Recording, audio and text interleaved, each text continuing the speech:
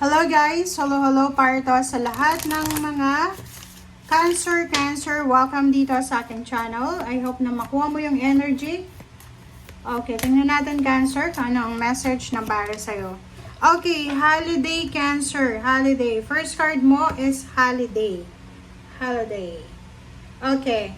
So, yung first card mo dito na holiday ay nagsasabi sa'yo na the answer you're looking for can be found during a vacation. Okay. So, maybe may pupuntahan ka. Like, for example, mayroon kang bakasyon na iniisip or mayroon kang plano na pupuntahan na posible or retreat, vacation, holiday, or getaway na possible na doon mo makukuha yung sagot mo. Okay? Pa-comment sa comment section if you resonated doon sa mga Cancer na may balak na mag-travel or may balak kayo na pumunta sa kung saan man na gusto nyong puntahan and may balak kayong kumbaga anong tawag dyan?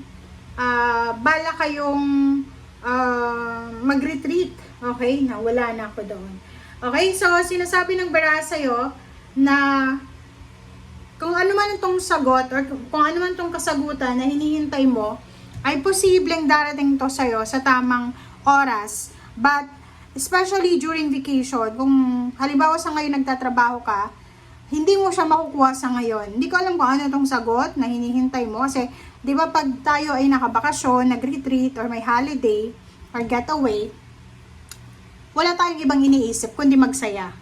Diba? So, kung masaya ka, syempre, wala kang maiisip na ibang problema. So, pwedeng maka-formulate ka dyan ng sagot sa mga katanungan mo, solusyon sa mga problema mo. So, sinasabi ng baraha, yung iba, maybe take a rest, diba? Mag-holiday vacation ka muna, or maybe mag-spend ka muna sa nature, and dun mo makukuha yung possible na kasagutan, or possible na solusyon dyan sa kung ano man yan na iniisip mo. Okay?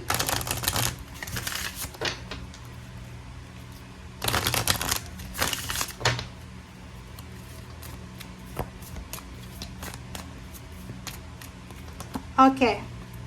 Let yourself receive. Wow. So, dyan sa baraha mong yan, Cancer, sinasabi ng baraha sa'yo na hayaan mo daw ang sarili mo na makatanggap. Allow others to give you love and care. Receive without guilt or apologies. So, if kailangan mo ng tulong, kailangan mo ng assistance, ng protection, tanggapin mo kung ano tong protection or assistance na ibibigay sa'yo or isi-share sa'yo. Diba? So, sinasabi ng baraha, hayaan natin ang ating sarili na mag-enjoy, hayaan natin ang ating sarili na may tumulong sa atin, okay? So, oras na para tanggapin natin kung ano man yan, ng mga regalo, help, or anything na makakatulong sa atin.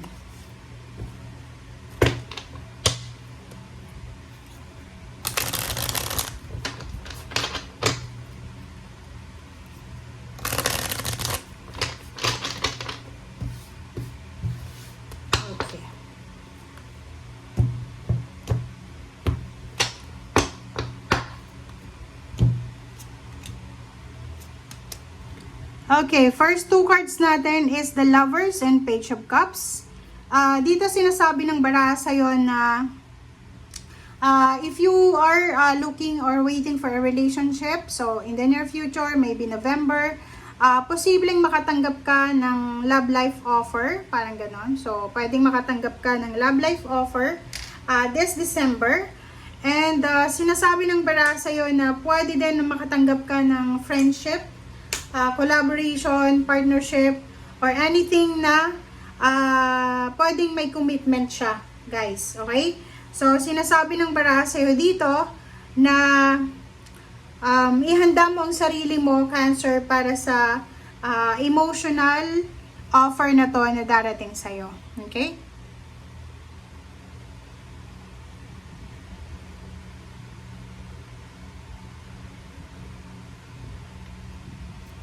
Okay, next card natin is Ace of Cups.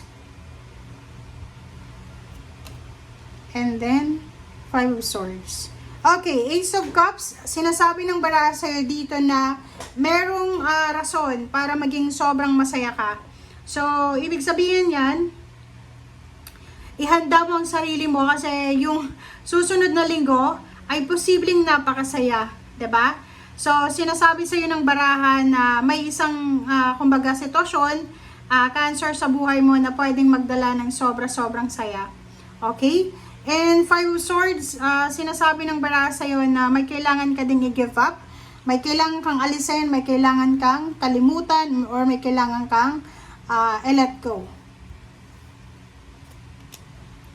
Next card natin is King of Rods. So, yung King of Rods dito is all about job. So, isang trabaho daw, Cancer, or maybe isang, kumbaga, plano sa buhay. This is your goal, this is your plan, na kailangan mong alisin para maging masaya ka. Hindi ko alam kung bakit, but ikaw lang yung makakasagot dito, Cancer. Kasi atong King of Rods, this is about job. This is about your interest. Sinasabi ng baraha na kailangan mo daw na i-give up ito, Five of Swords, kung gusto mong maging masaya. Or once na i-give up mo siya, posibleng maging masaya ka na. Okay?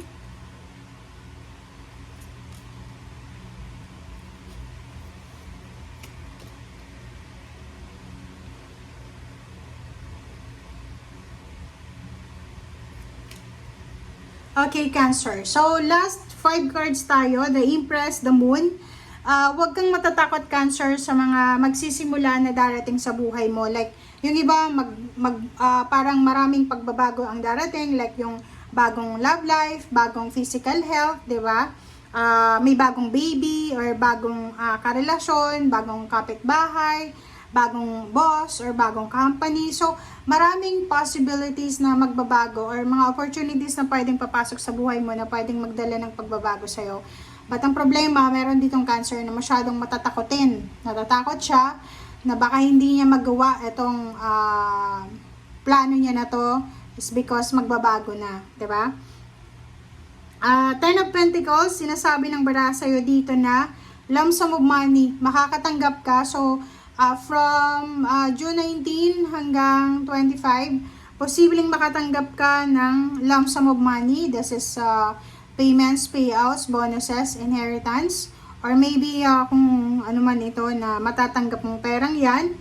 But ang sinasabi ng baraha dito, maybe may iba sa inyo ditong tataasan yung sweldo pero i-relocate siya, or maybe magiging administrative siya.